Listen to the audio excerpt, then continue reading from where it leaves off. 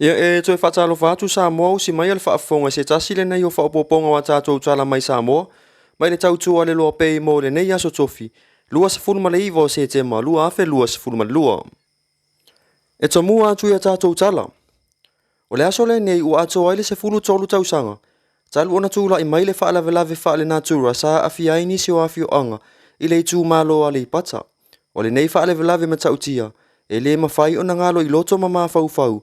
Ona o soifu o tangata i se lau whase fulu ma le iwa o lo tātou watu nuu na whanuai. Ma e to ate le lava o whanau iti.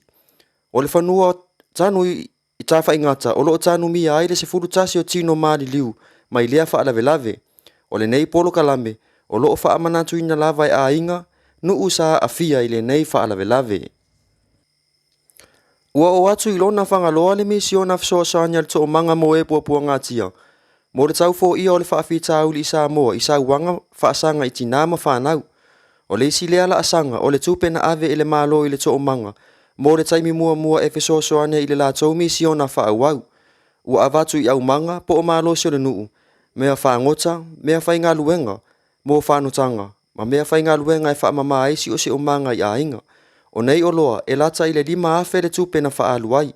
E tu sa atu lava i vaenga o tau le lea. Ma moli mawina le fono nuu. O vaenga uma ia e ngā lulue maati na ai ainga. Ia whaititia le mativa masauanga. Ai ngā lulue i au wala e ave ese ai le ola whaalangolango isi. O le au ngā o le ngei poloketi. Lea ua tūla i mai au manga. Ia maua i pea tau mafa e tua i ai. Mea e whaia le nuu. A tele ia tufa i ainga ma fesoasoani i le sao au manga i pulenga nuu.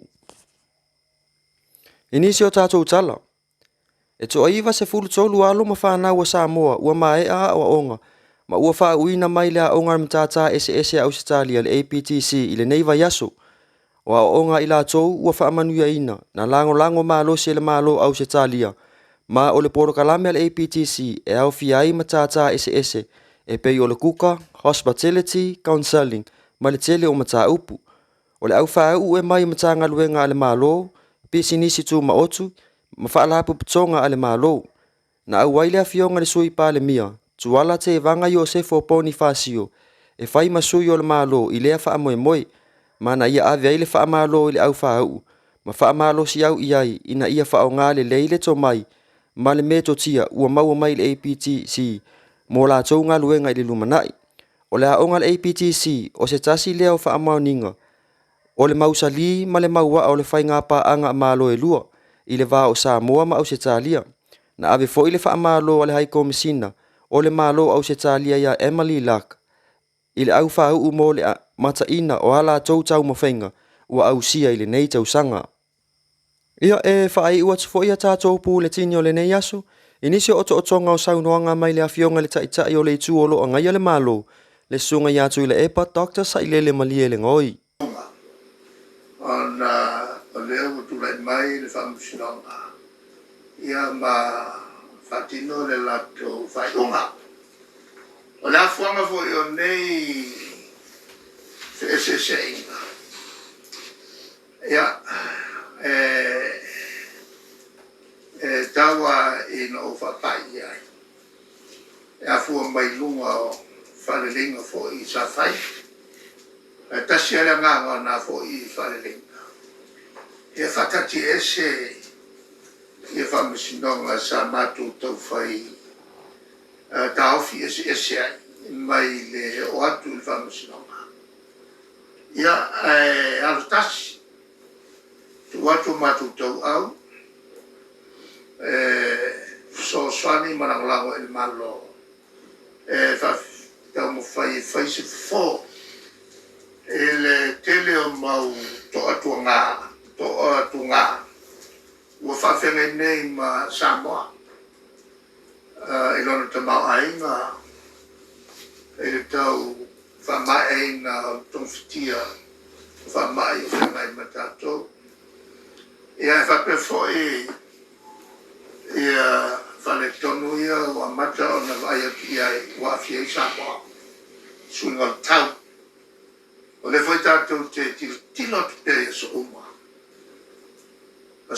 so uma i TV pere matau tia le ia o tuku i lalana. E whatuku manatu ia i tātou uma, whatuku manatu e le te tai o le malo, malana cabinet. Whatuku manatu fo ia tau, ma sui te tai i ala wofu. Pe fo e le au tustusi o le kae ma whauku whaile ne. Ia me se le lo loa o le itu ngai. Le matu itu loa ngai o nei le tātou malo. Ia le whapena se tāwhi ia, a vea ia le nei asu.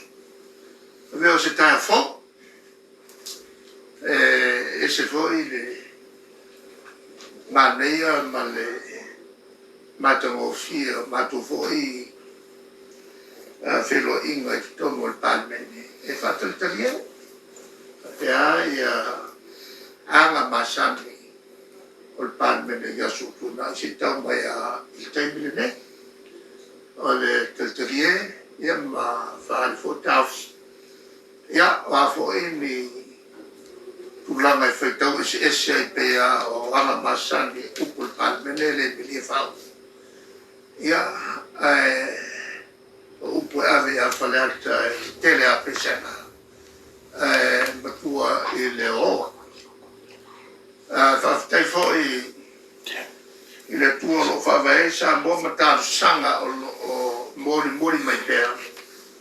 E la whai lotu o whano no manu. Ia so uma i le au noa. Ia, au le tua le talo mai.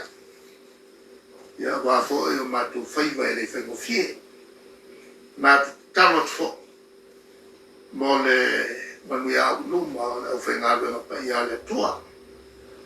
O se upulea e ua mawhaine ne teini. Ua whangai tia le fifia. Ia a vea ia meo tutupu o tutupu ne aso. Ia avele yuta. Avele yuta na to vaenga ia tato walo. Whai tato malo. Whitai atu fo i tapo inga Samoa. Iona tulanga makalupea. Wale. Paia le fio o lea malu le tato malo, malu siofo, le sutofia, malu siofo. Ia whapefo i le tawhatolu se whataua ngai o tutino o le tato malo. Pa ia lawa ia whasino i ainga malatutama. Whapefo i tu momo pule tu au malataua ainga le tai ma le vao fonti.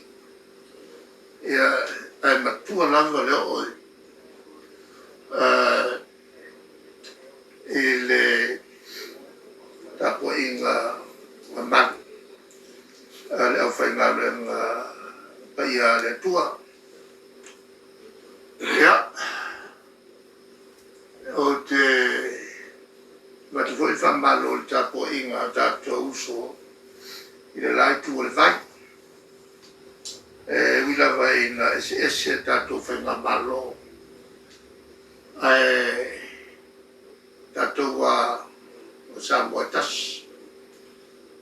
Le tapo inga i le fio o Coven Sili malana kapeneka. Ia whapea le fio le whamsim sili. Ia mal moto sui ma le fonftelai. E te nane foi le senate ma le latu le stene o maota e lua ia whaitula whano. O pa ia lawa ia whasino wa ia sua mal vai whanua fō mai tu lana. E tu au malataua whape foi sa ole mai lau niu na sai rua la fio mabu. Ia te nane foi whatui ma toto maupu e le manotele.